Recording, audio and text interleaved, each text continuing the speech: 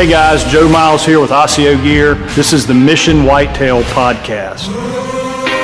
We're going to be doing a deep dive into what it truly takes to kill these mature bucks. We're going to step outside the box and look at the why for gear, tactics, training, and more importantly, the mindset from over 35 years of chasing these magnificent animals all over North America. Thank you for following along and welcome to Mission Whitetail.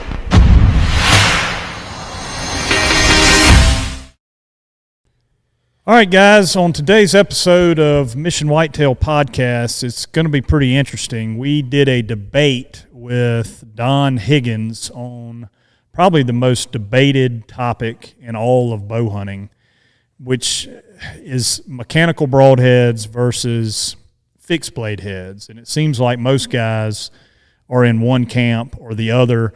You get a few guys that are pretty open-minded and actually run mechanical and fixed in their quivers, depending on the type situation that they're getting into. If they're in a real thick area where they might get some steep quarter into or frontal shots, they want a little bit better penetration, and so they'll run a fixed blade. And then in standard situations, you know, the majority of the time they're shooting mechanicals. You know, I think you and I agree pretty much 100% because of all the testing that we've done and the fact that we've been down the road, right? I mean, when I started, there weren't mechanical broadheads. Right. Yeah, I think from following you around and seeing all the success you've had with those tripans and using them and seeing it, having my own success, in our style of hunting, I think that's just the perfect setup.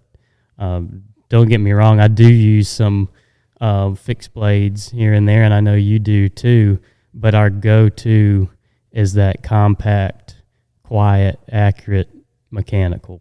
Yeah, I mean, so history-wise, you know, I started with the 100-grain Thunderhead. From way back in the day, and then I tried everything, the two-blade Zawickis, the Snuffers, the Muzzies, you know, and then as things developed, I started trying the mechanicals, and at first, to be quite honest, they were junk. Right. You know, they wouldn't penetrate. The little O-rings they had would dry rot. The things would open in flight, and I think that's why they got such a bad name. But as technology continued to evolve, which it does with everything, I mean, from a recurve bow to the modern compound, technology improves, and if you have an open mind and follow the technology and test stuff, you'll see that the mechanicals have caught up, and it's a great option. Right. Yeah, I think to the technology fact too, as the bows got better and got faster, I think that's when you kind of want to get to more of that compact, sleeker profile, because once you get up into that 300 feet per second range, that broadhead is really starting to steer itself. Yeah, so just to reiterate, you know, we ran both fixed and mechanicals in our quivers, and then over time, after shooting a bunch of animals in Africa, shooting a ton of whitetails, and seeing that it's no problem getting through those shoulder blades, I've abandoned, for the most part, all fixed blade heads and only shoot the Rage stripe in now. And I literally would shoot that from elk all the way down to, you know, small whitetails here in South Carolina. And we're going to get into that in this debate that we have, and so I don't want to spoil the whole thing. But to me, there's nothing wrong with either. You know, I'm not bashing on a guy that shoots a fixed blade head, because I've shot a ton of stuff with them and they work. You know, you're going to get way better penetration, and your chance of structural failure is less. So those are the two, I guess, key components to a guy's mentality on a fixed blade head. Yep. He's going to get better penetration and the potential for structural failure is not there. I think when you look over at the mechanical heads and the really high-end mechanical heads like the Trypan, like the Sever, like the G5 Mega Meat and Dead Meat, those are the ones we've tested that have really shown to be, really premium mechanicals. I think what you see with those heads is you're going to be more accurate, and to me, accuracy trumps penetration. You're going to be quieter, and you've got a larger cutting diameter. And something that you always say, and you shoot a lot, is that they're going to be more forgiving. Yep. Explain what you mean by them being more forgiving. Well, I think you mentioned it too when you were talking with Don in the debate. If you're torquing your bow or there's a good breeze, that arrow, when you shoot it, it's going to fly just like the field point would, where if you have a fixed blade, it's going to take off, to the left or to the right or whatever, however you're torquing your bow, it's going to take your bow out of tune, and you're not shooting flat-footed in the backyard. You can shoot, anybody can shoot a fixed blade with a good tuned bow, in the backyard, 5 mile an hour wind or no wind.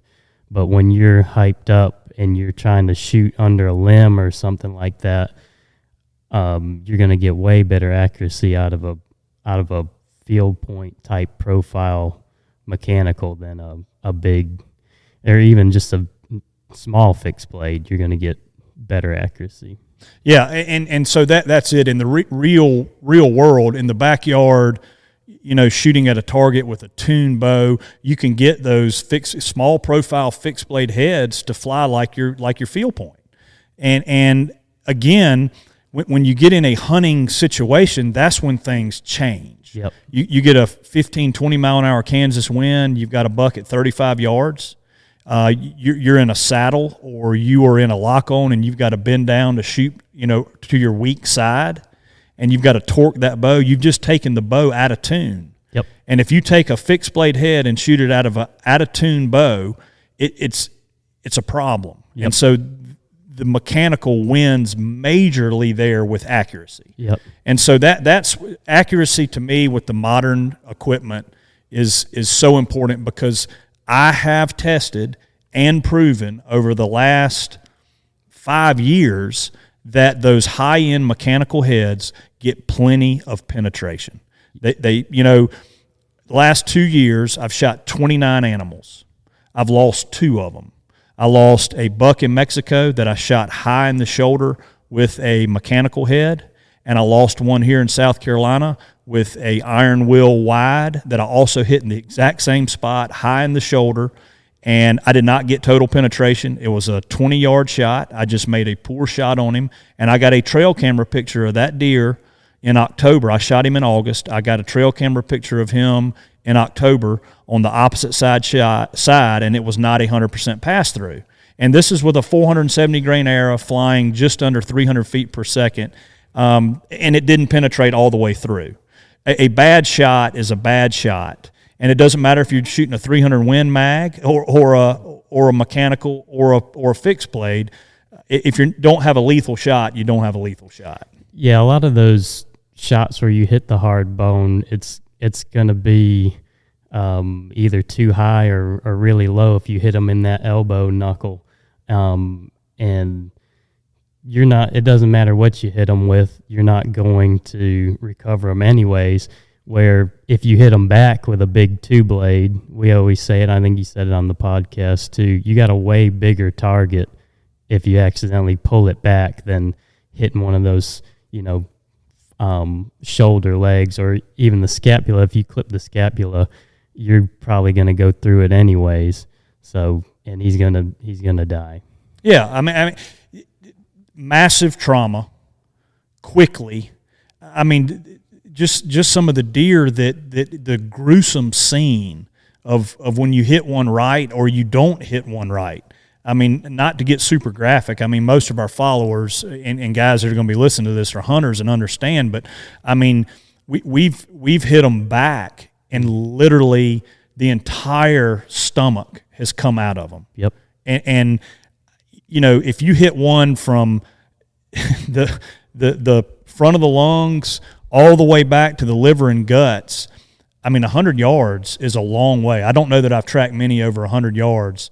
The gut shot ones go a little bit further, and that might be a 200-yard thing, but you've got an unbelievable blood trail. And I have lost animals that I have picked up the arrow with a 1 1/8 inch fixed blade head that went through the guts. I have lost that animal because there was 0 blood trail and had to look for buzzards, 4 or 5 days later to go and find it. Whereas I know for a fact if I had hit that deer with a big cut on, a big 2-inch cut through the guts in the same exact spot, I would have recovered him. Yep, for sure. Those smaller cutting diameters, it's really easy for the guts to plug up that hole, and you're not gonna find them. Where with a big 2-inch cut, like you said, the guts could be falling out of them, and I mean it's not gonna plug up. You just give it some time and go look for them. And again, it's not right or wrong. I completely understand why a guy wants to shoot a fixed blade head, and it's an old school, solid, proven broadhead. Yep. And the problem with the mechanicals is they probably came out too early with not enough testing, and they were terrible. The first ones that came out were terrible. But the technology has improved. And at the end of the day, we're not sponsored by any mechanical, any broadhead. Any arrow company don't get free broadheads, don't get free arrows. We pay for all that stuff. And hunting these big deer is too important to me and you. Yep. You get so few opportunities at these big deer. This is not an ego trip. This is not I want to argue with somebody. I want to have in my quiver what's going to give me the absolute biggest advantage to killing one of these big deer. And that gut, lung, heart area is huge, and I feel way more confident running that tripan on the end of my arrow, being that much more accurate in conditions that you get in when you're really hunting. Yeah, and I think to be fair, at least from my standpoint, and I think you as well, we're not saying that we would shoot every mechanical over a fixed blade. If there weren't certain mechanicals out there that you could shoot, I would definitely go to certain fixed blades before I shot some other different, other brand mechanicals as well. That's a real good point. That is a very good point. And it goes back to kind of what we talk about here at Mission Whitetail is test your gear. Yep. Whether it's arrow, bow, broadhead, tree stand, it doesn't matter what it is, test it for yourself. It's so important because it's spot on. A cheap made, I'll probably get some hate mail for this, but front deploying mechanical is just, man, they are still junk, and you have problems with quartering shots. You definitely have problems with penetration. So for us, that Rage Tripan is just the go-to killing machine, and proven over and over and over again. But yeah, if you had to shoot a junk mechanical, yeah, I would shoot probably an iron wheel wide or the regular iron wheel, because we tested those a lot, and that's a really good fixed blade head.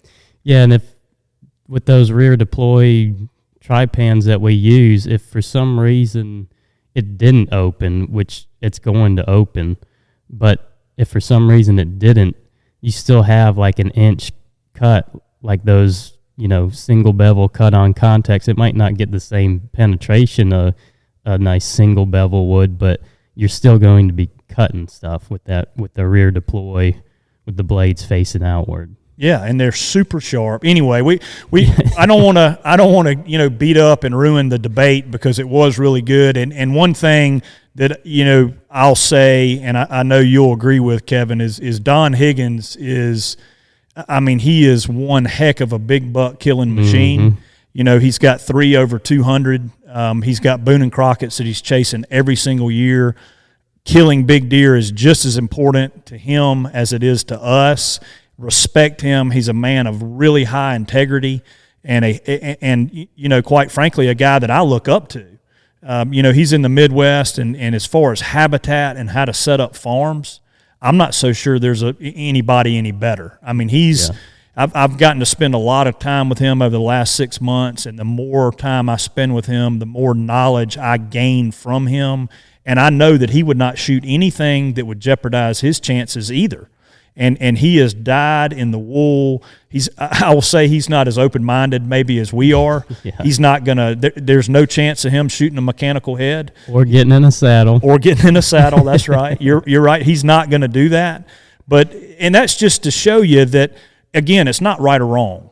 He's going to probably go out this year and kill a 190 or a 200 or at least be chasing those type deer, and he's going to run his fixed blade head right through them at 18 or 20 yards, and it's going to go 70, 80 yards and tip over, and he's very confident in that setup. Yeah, I think hunting, a lot of it comes down to mental, your confidence. So shoot whatever you're confident with. Sit wherever you're the most confident, you'll see that big boy, and I think you'll be a lot more successful just mentally. If you take those steps, you'll be way more successful. Yep.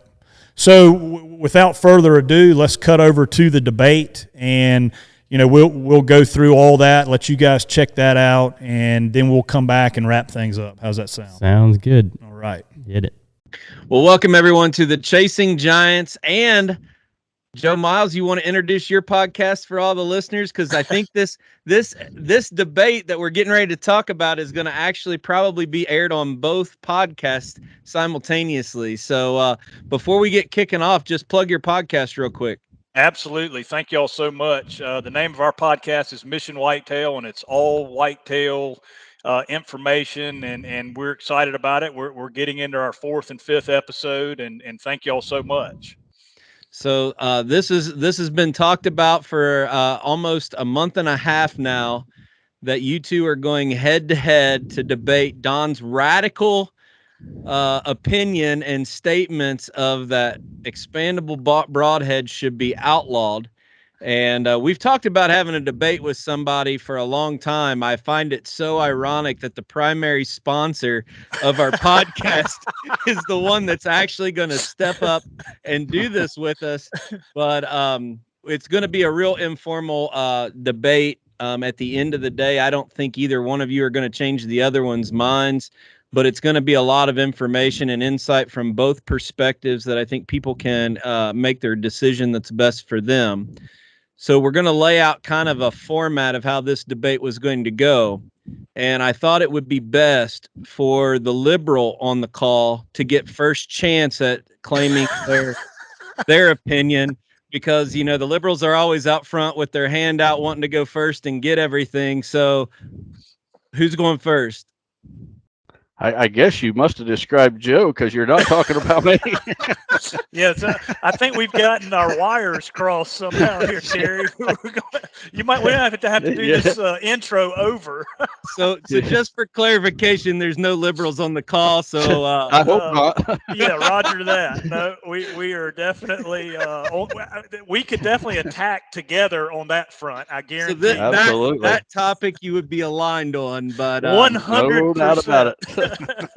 But for the purpose, all kidding aside, for the purpose of this, we think it's probably best.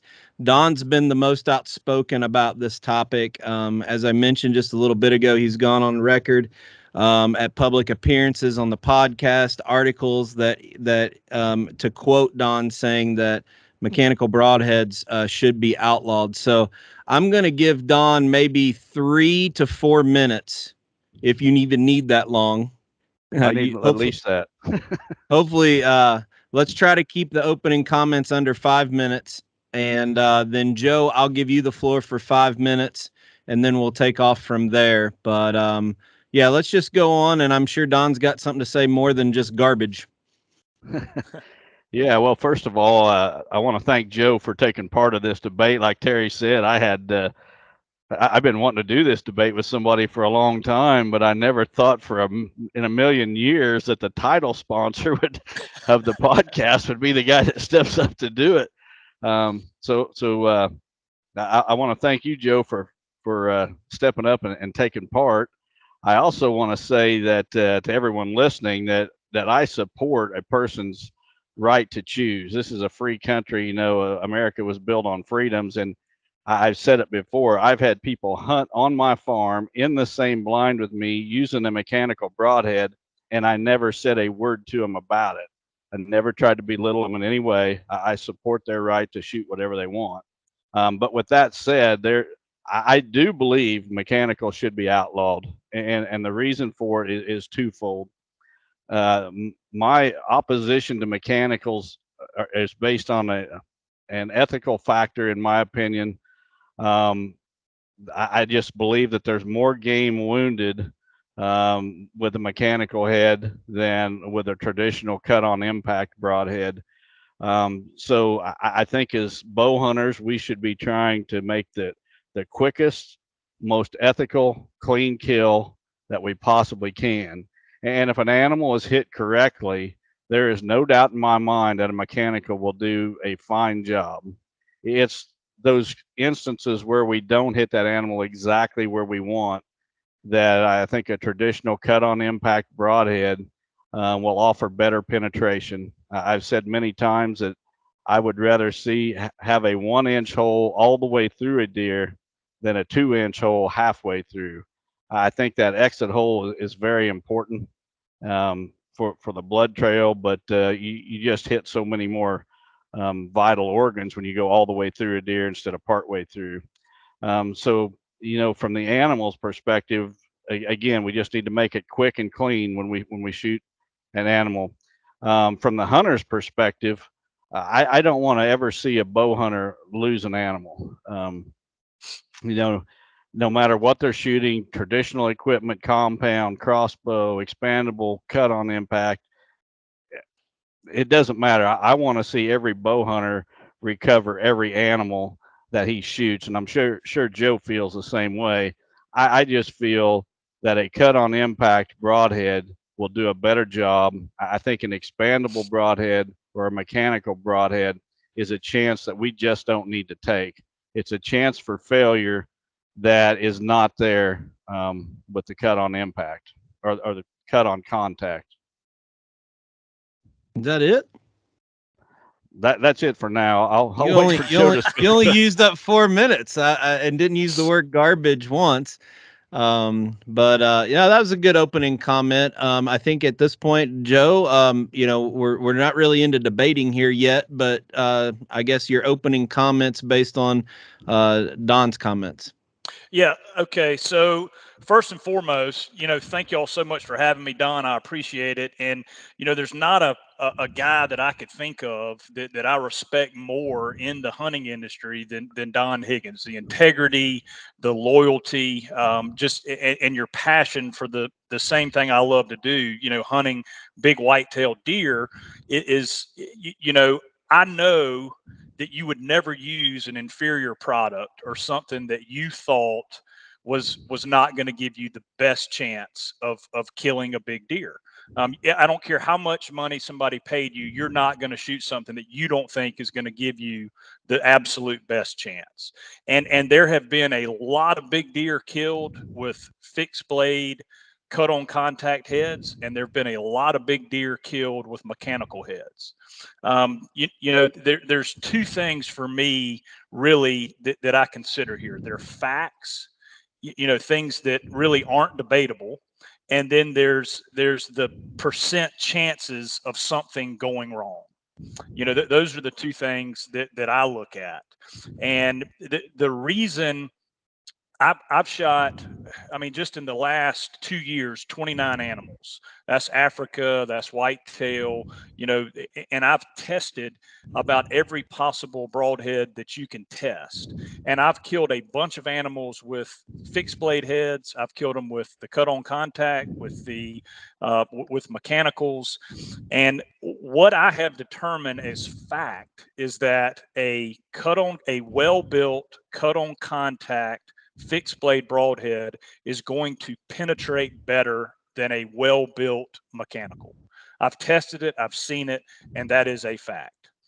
Now, what I have also tested is that a mechanical broadhead is going to be quieter, it's more accurate, and it has a bigger cut. Those are all facts. I've tested them with decibel readers, and it's a smaller profile going through the air, so it is a quieter broadhead. It has a larger cutting diameter, which is important, and it's more accurate. Accuracy is more important to me than penetration. With modern equipment, if we get into less poundage bows where penetration becomes, you're shooting 40 or 50 pounds and penetration becomes an issue, then yes, I can see, and I would recommend a cut on contact. But with modern equipment, decent heavyweight, 60-pound plus bows, I see the advantage with being quieter, more accurate, and having a larger cutting diameter. And the penetration has never, ever been an issue for me. The only place that I can see penetration being an issue is in the actual leg bone. But as far as scapulas, the Rage Trypan is the head that I've tested. They're not all made the same. I'll say that too. Mechanicals are not all made the same.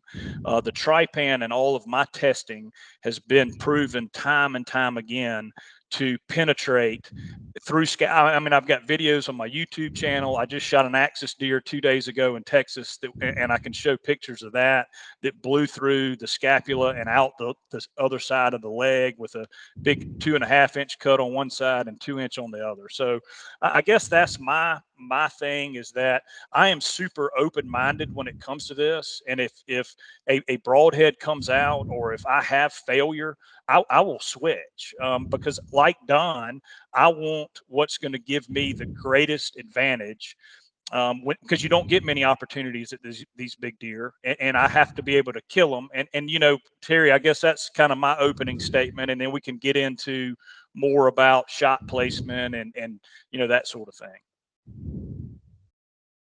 Yeah, I think that's great opening comments. For those of you seeing that my camera shuts off, I want Don and Joe to be filling out the screen on this. I'm just the innocent bystander that kind of tees up some questions and dialogue. But I think you two just need to dive in. Before I ask some questions, I think you two just need to dive in another round on that, because I think probably some wheels are spinning from both of your sides right now.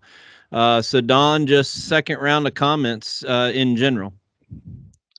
Well, I think as I listen to Joe, I have no doubt that he truly believes everything he's saying, and there's really nothing that he said that I can argue with. I think a big difference in the two of us is I'm old school, and I'm trying to get those deer into 20 yards and less. And some of the issues that he mentioned, such as noise with the broadhead and better flight, is not an issue for me at 20 yards. And I think Joe's probably shooting farther than me. I mean, I've said it before that I am not a great archery shot. Now, if I get a deer within 30 yards, he's pretty much dead. Don't get me wrong. I'm not, just flinging arrows and with a hope and a prayer, hoping I stick one in him.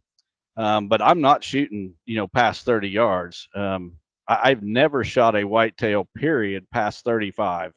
The farthest one I ever shot was 35, and that was probably close to 40 years ago. So I think some of our difference in opinion probably comes from our equipment. I'm a heavy arrow guy. I want that arrow to go all the way through. But you know what it really comes down to me is, to kind of prove my point, there are certain states out west where expandables or mechanicals are not allowed. They're illegal on certain game. I know there's African outfitters that won't allow expandable heads, and even some outfitters, even whitetail outfitters. There's some of those that will not allow the mechanical heads. And I think it all comes down to it's a chance that doesn't need to be taken. Again, if you hit the animal right, it doesn't matter what's on the end of your arrow, you're going to kill it. But it's those shots that don't hit exactly where we want that that's when I want to maximize my chances of recovering that animal. And I've shot more than one big old whitetail buck right through the shoulder blade. And I recall hearing sounds that sounded like somebody took a Louisville Slugger baseball bat and just broke it over their knee when that arrow hit that shoulder blade. And I think, oh my gosh, I'm never going to find that when I just hit him in the shoulder. But in the 2 times in my career that's happened, both bucks went less than 70 yards, and I got enough penetration to got into the chest. There's a guy not far from me that has a bloodhound, does a lot of tracking, and he'll tell you that there's way more issues with mechanical heads in his experience than with the fixed blade broadheads. So that's kind of my stand. When I take a shot, if I don't hit that deer exactly where I wanted to, I want to increase my odds of recovery. Okay, good comments. Joe, why don't you respond with however you want on that? Yep, very good points. All of those are very good points. I think that shooting animals is a game of inches, and like Don, I agree. I want to maximize my chances of killing that deer as quickly as possible. You have a much greater chance of running an arrow through a deer's guts than you do hitting the leg bone. I've proven it a million times, not a million. I've proven it a bunch that a well-built mechanical head will go through shoulder blades all the way through them. I've shot lots of animals in Africa, big 350-pound Nyala bulls right through both shoulder blades. And again, if I run a 2-inch cut through a whitetail's guts, or I run this isn't going to be featured on any liberal shows, so saying guts I think is okay. So through a whitetail's guts, I'm going to have a much greater chance of recovering that deer having a 2-inch cut through the guts, because there's going to be a blood trail. And I've shot deer with 1 1/8 inch fixed blade heads and not recovered them. And I saw the arrow go through the guts, pick the arrow up, and guts all over the arrow. A 2-inch cut through the guts with a Rage Trypan is going to give me a better chance of recovering a deer. And I have a greater chance of hitting the guts than I do the leg bone. And I think the reason that mechanicals are outlawed in certain states and some outfitters in Africa, I guided in Africa for 7 years and have shot a lot of animals with fixed and mechanical broadheads over there, is because I will never debate that the original mechanical broadheads were horrible. The original Rage that came out, I think the first one ever was a jackhammer, and they were pieces of junk. But the technology has really improved, and there's a Sever broadhead out now that's really good. There's a G5 mechanical that's really good, well built, and then that Rage Trypan, who I am not sponsored by or paid or anything like that. Those are real. The technology in those broadheads are incredible. And I think you have to define failure. And I don't want to put words in Don's mouth here, but I would say Don will say, well, the mechanical, if it hits a shoulder blade or a leg bone, the broadhead can break, it can open in flight. There's chances that it won't penetrate enough, and those are failures. I would agree with that there is a chance those things can happen. But then I look at it the other way around, is how can a fixed blade fail?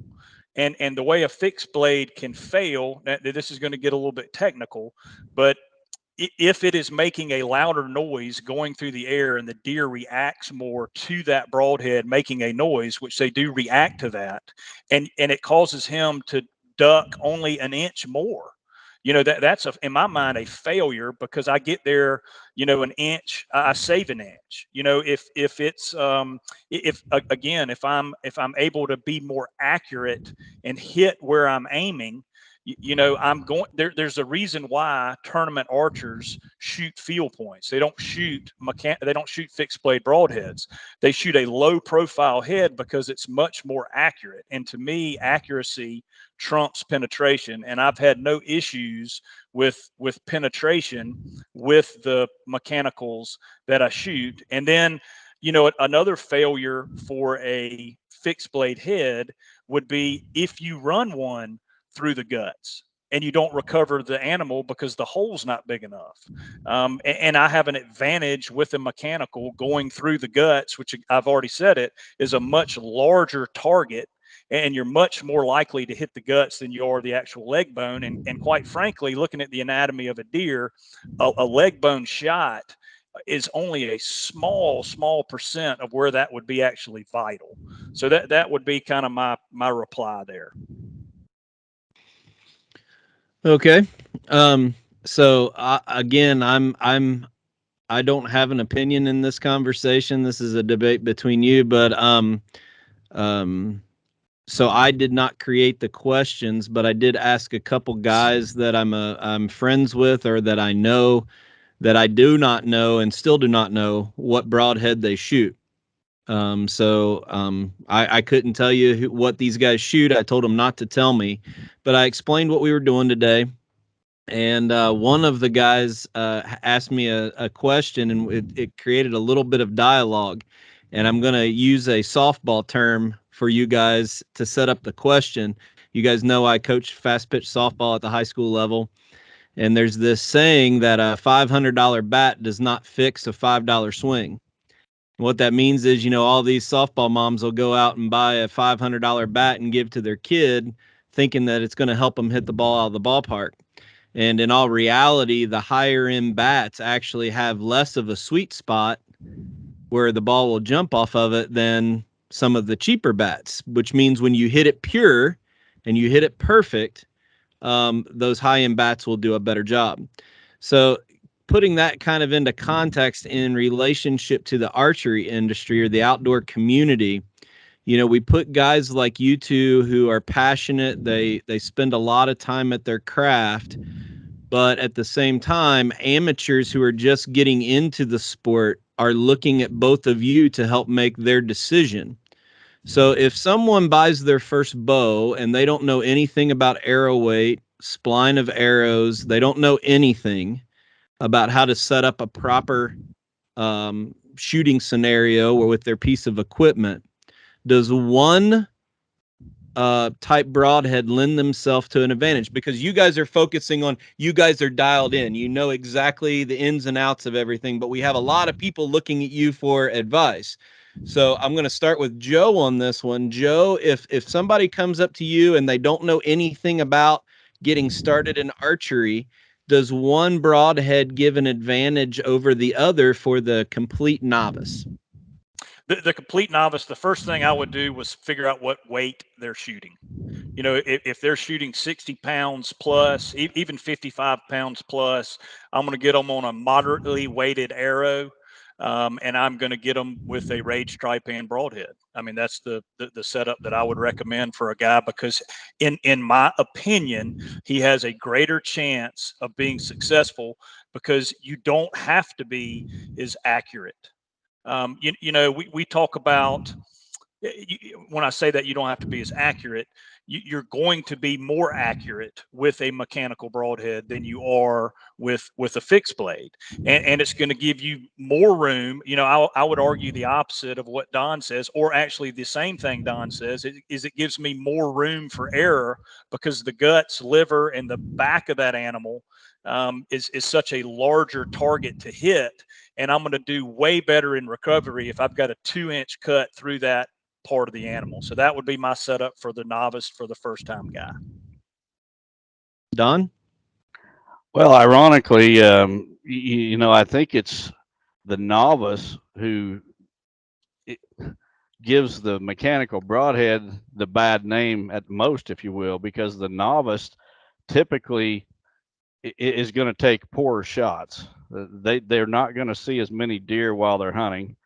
So when they do see a deer, it's like, oh my gosh, I better take a shot because this might be the only shot I get, all season.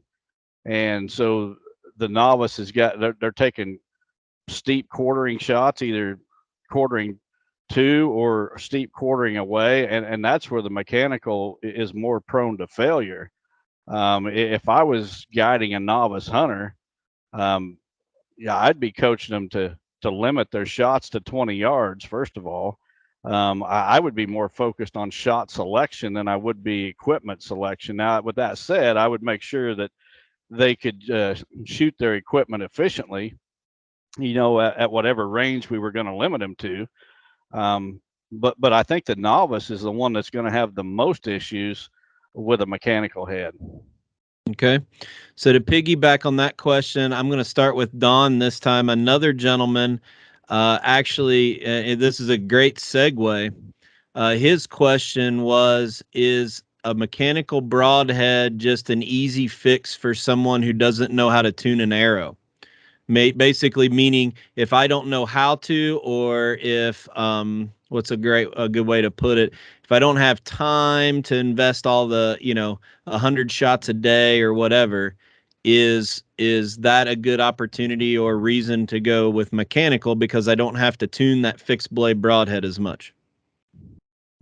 Well, I don't know if it's a good reason, but it's certainly a reason that I hear a lot of people mention. Again, I think most people are going to use a broadhead that was promoted to them by someone that they look up to, whether it be their local archery pro shop, a guy like Joe or myself. If they listen to Joe's podcast on a regular basis, they're probably going to be a lot more inclined to shoot a mechanical broadhead than if they listen to Chasing Giants, my podcast. I think that veteran hunters, I don't think we realize the impact that we can have on a novice. And it goes way beyond the selection of broadhead. It's shot selection. It's how far you're going to shoot. I'm old school. I've said it, many times that I'm for getting that deer close. I started hunting with a recurve 40 some years ago and stuck with a recurve for a long time. I remember when releases come out. I was one of the last guys that I knew, last bow hunters I knew to give up shooting with bare fingers and use a release. And I'm telling you, a release is way more accurate. I can tell you that today. When carbon arrows first came out, I remember when we was all using aluminum arrows, and we went to carbon, and those carbon arrows were about the size of they weren't even hardly as big as a drinking straw, little bitty arrows. And I fought that when it came out. I remember when the overdraw came out, so you could shoot shorter arrows and have flatter trajectory because of your shorter arrow. And I never have shot a single arrow out of that. I'm old school. I don't embrace change unless it's proven beneficial. Terry's laughing because he knows how true that is. And, just as I never embraced the overdraw, which today is no longer, you can't find one today. Well, I'm hoping the day comes where we can no longer find an expandable broadhead on the market too. So, Joe, what do you think about that comment or that question from?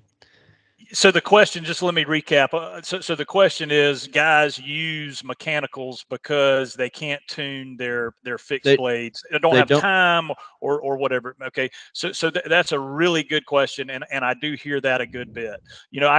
Guys will say, I can tune my fixed blade heads to shoot fine.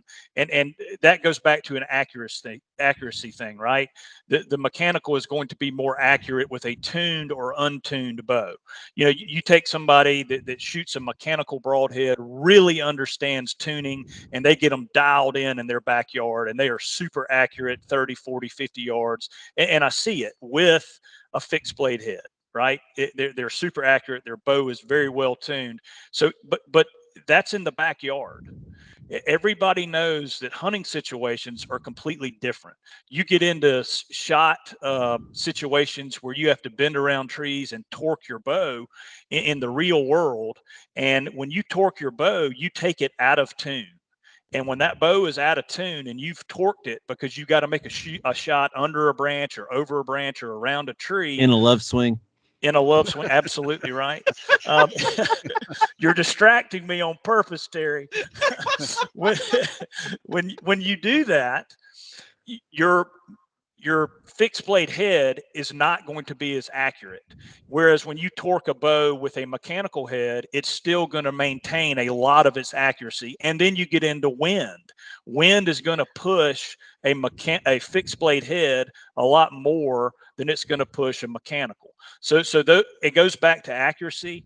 And yes, a guy can tune a fixed blade head to shoot true, but in hunting situations, if you have to torque your bow out of the love swing or out of any any stand for that matter, you're going to not be as accurate. So yes, I don't know if that answers it exactly right, but that There's no wrong answers, but the people that are watching this are going to think that we did a really good job organizing, but you guys just keep teeing up the next question that I'm going to start with Joe on this one. As you both are very concerned about the ethics inside of our sport and wanting to do the right thing for the animal, whether that's DNR's laws, regulations, equipment that we use.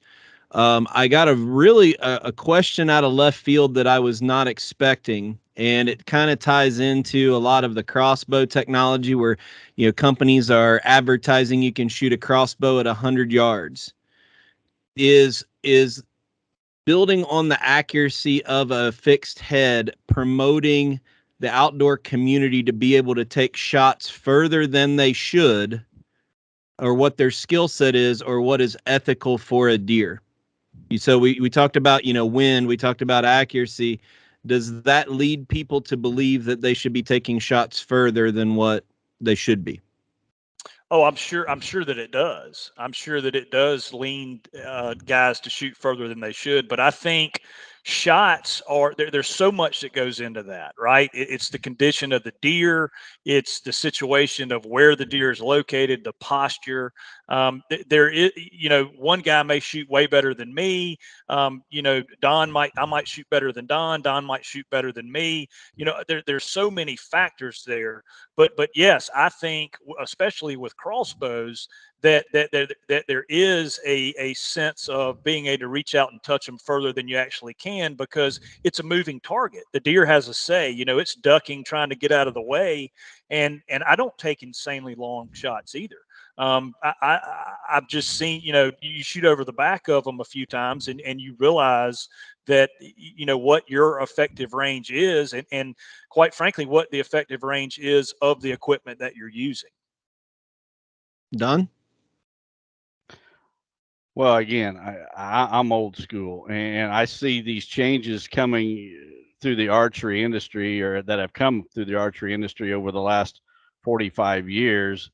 And it concerns me that when I started, archery was a close range sport. It wasn't meant for everyone. It took dedication to kill a deer with archery equipment. I remember when the compound bow came out, about the time I was in high school, these crazy looking bows with wheels on the ends of them, pulleys, whatever you want to call them, come out. And I just think that bow hunting is going in a direction that's not good for the sport, because and a perfect example is here in the state of Illinois, the archery harvest now rivals the gun harvest. And at one time, it was just a small fraction of the total harvest. Today, the archery harvest is 50%, the firearm harvest is 50%. And a lot of that is due to the advancement in the equipment. And, we can blame it on the crossbow, but it's not just the crossbow. It's everything on top of each other. And at some point, we're going to pay for it as bow hunters, and we're going to pay for it with shortened seasons. And there's already talk of that in my home state of Illinois right now, that, our bow hunting in Illinois was like a luxury. The management of the deer herd was based around the gun season, because that's where the majority of the harvest took place. That's all changing. We can't continue for the archery harvest to climb as a higher percentage and think that we're going to keep these long seasons. So the expandable broadhead, I just think, is part of that, because that is part of a setup that allows people to shoot longer distances than we could, say, 25, 30, 40 years ago.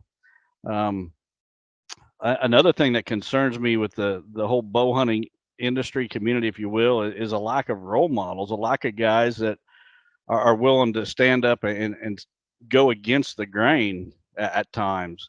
And that doesn't mean that we've got to, be disrespectful to the person that has the opposing view, but we need to give new bow hunters both sides of a topic. And that's what Joe and I are doing here.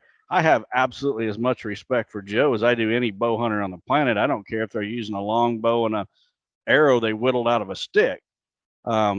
It's not what a man carries in his hand or a bow hunter carries in his hand that's so important. It's what he carries in his heart. And, Joe is a passionate bow hunter just the same as I do. And just because we've got a different instrument screwed on the end of our arrow doesn't make one of us better or worse than the other. But the whole archery industry, bow hunting industry, if you will, as a whole, I just don't like the path it's going down as far as advances in equipment. Okay.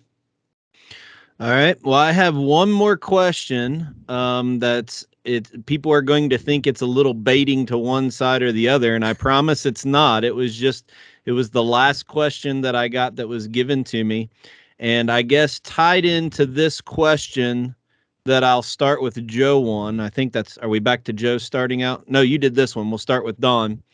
I guess kind of give your wrap up comment with the answer to this question, and then I'll close it out with just a couple comments to end it, if that's all right. Everybody that gets in this debate has a personal preference, whether they got that from a influencer, where they got that from a recommendation, or through past experience, success, or failure. The question that was asked point blank to me is, there's no way we can truly quantify this with statistical data, but what does your gut tell you if you were to look at your gut feeling for a statistical analysis of every shot that was taken by a bow hunter in a single season? That's amateurs all the way up to guys like you. Which one has the best recovery rate? Don. Well, my gut feeling. Gut feeling. There's no way we can quantify this, but gut feeling. Fixed blade. I just hear way too many horror stories, and since I've got on my rampage, I've literally had hundreds of bow hunters share horror stories that they've experienced with mechanical broadheads over the years. So without a doubt, I think the mechanical is the biggest failure, or percentage-wise fails more than a fixed blade. Joe? Yeah. Okay. So I think there have been some studies on this out there. I can't remember exactly where it was, but I think it was a big public ground piece somewhere that they started keeping records of that, and that at the beginning of keeping the records, the fixed blade head definitely outperformed the mechanical, but as technology has improved, the mechanical has caught up and maybe even surpassed. I don't know that to be fact, but I do know there are some studies out there. I would probably have to lean towards Don on this and agree with him. And the reason for that is because guys don't test their equipment. They will go buy any junky piece of junk, because I'm not going to use profanity, mechanical, and garbage. They'll screw. We use the word garbage. Garbage. Yeah, they will get a garbage mechanical head that is front deploying, and they are garbage. You're not going to find a well-built, cut-on contact fixed blade head that is garbage. Those are solid heads, and they do their job. But if guys would shoot the Rage Trypan, and again, I'm not sponsored by them or anything, it's just what I've tested. If they would shoot a Sever or a Rage Trypan, I really, in my gut, think that the recovery rate would be higher with those type broadheads, simply because the liver, the guts, it's just a much bigger target on the animal. And I think if that was the case, if it was apples to apples with the high-end fixed blade head versus the high-end mechanical head, you would have more recovery with the mechanical head. Okay. Just a couple thoughts from my side. Um, I think to summarize what Don's always kind of said, but not very short and sweet. He's kind of said a couple times it's just a variable or a risk you don't have to take, or it's a factor you don't have to put into play. Joe's comments are, if you're using the right equipment the right way and know your limits, it could be a better tool. Almost like that softball analogy. It is a hotter bat, but you got to hit it in the sweet spot versus have a bad swing. So again, I don't think either one of you are wrong. You both are using what you both feel confident is the best choice in your arsenal.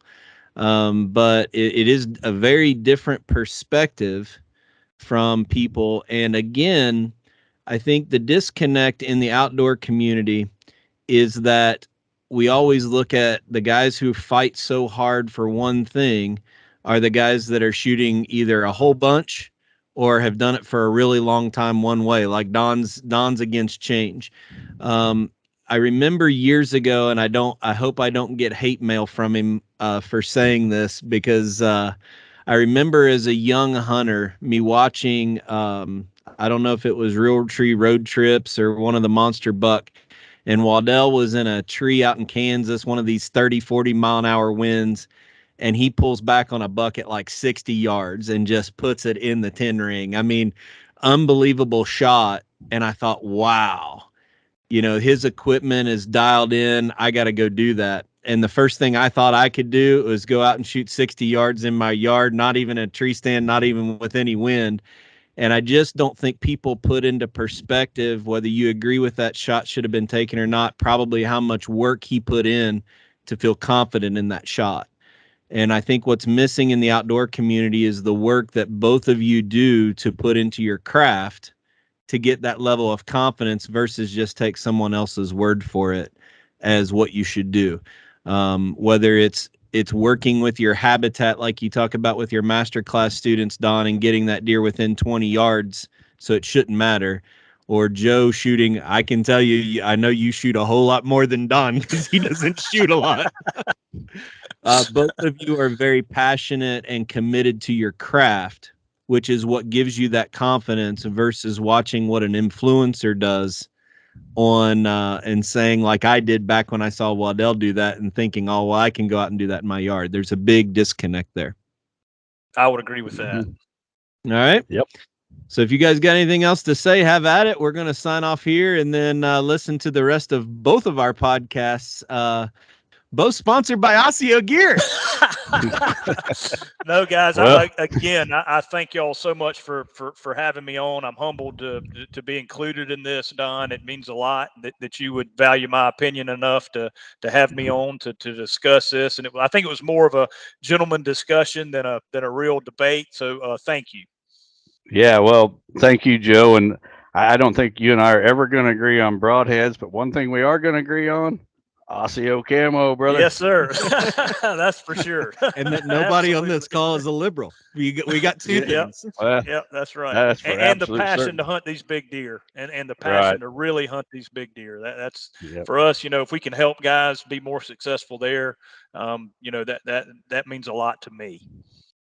All right, guys. Well, that kind of wrapped up the debate, if you even really want to call it a debate. It was kind of, we voiced our opinions, and Don and I really respect one another, and we obviously didn't try and one up one another. We kind of gave our opinions on what works for us, and I think, again, it's up to the individual, what they want to shoot. Don makes some very good points about penetration and about what he classifies as failures. I think we make some really good points. I feel like accuracy. I feel like it being super quiet, and I feel like the cutting diameter gives me an advantage because I know now after testing that I get all the penetration that I need. And in flight failure or the blades opening, in flight, or them not penetrating enough, I have tested that for 5 years. This isn't something that we just started talking about. And again, Don's not going to use something that he doesn't think is going to work, and we sure aren't going to use anything that we don't think is going to work. So two good, I think, points of view, and neither one of them is right or wrong necessarily. I think we stated our case as to why we use mechanicals, and we shoot a lot of stuff every year. Yeah. And it's important. Yeah, and to your point with that, with the debate with Don, that's what's cool about this sport. There's no one right way, and just because one guy shoots or is in one camp and another guy's in this camp, it doesn't mean you can't agree. And like we always say, we're all hunters, so we need to just keep up with each other and keep everybody else off our backs. Yeah, for sure. And we probably will beat this to death, but it's so important, and it's not just lip service and words. You've got to test your equipment. I don't care if it's arrows, bows, broadheads, tree stands, binoculars. Man, if it's important to you, you have to test it, because there's so much information out there that's not right. People are paid to say things and sponsored, and there's a lot of sponsors that are great, that are wonderful. But you have to do, in my opinion, two things. You have to get your initial report from a guy that you think is non-biased and actually has the experience of what you were trying to do under your belt. You get your information from or soak it up from different people in that category, like a Don Higgins, and then test the stuff yourself. Take a Trypan, a Rage Trypan broadhead, take a fixed blade, go out, tune your bow like we do. We tune them so they'll shoot both. Take it out in a 15-mile-an-hour wind, put your target at 35 yards, get up in a tree stand, torque your bow, and shoot at that target and see what it does. And then go to the Joe Miles YouTube channel and look at the African animals we shot with the Trypan. Look at our testing videos. They're non-biased. Yeah. I can promise you that if the Trypan had blown up on the 20-something arrows we shot testing them into shoulder blades, hog shoulder blades, I'd have thrown them away, and I'd be shooting fixed blade right this minute. So, that's the horse we're going to continue to pound, the horse we're going to continue to beat. Test your stuff. Yeah, I was just as skeptical as anybody. I mean, I wasn't in one camp or the other, the past couple of years, and I got all kinds of different fixed blades and mechanicals. I shoot all kinds of stuff, testing them, and finally after we went on the African trip and then saw all the deer that we recovered this past year, I was like, those are definitely the go-to. Yep, I agree. Us. Well, guys, I hope that brought some value to you. I hope that was informative. And again, we love to interact with y'all. So if you have any questions, any comments, we'd love to hear what your testing has shown. Yeah. Hit us up on Instagram at Joe Miles Hunting, or hit Kevin up on his Instagram, Kevin B Hunting. And why is that funny? I think What that's is a Kevin funny B Hunting? I think it's a funny handle. So yeah, hit us up, send us a message to the Mission Whitetail platforms, YouTube or Instagram, and we will absolutely get back to you. Talk with guys every day. So again, we appreciate it. We appreciate the support. Been getting a bunch of good feedback. We're going to have a pretty good guest on next week. So stick with us here. And guys, thank y'all so much. And we'll be back with you next time. Thanks, guys. All righty.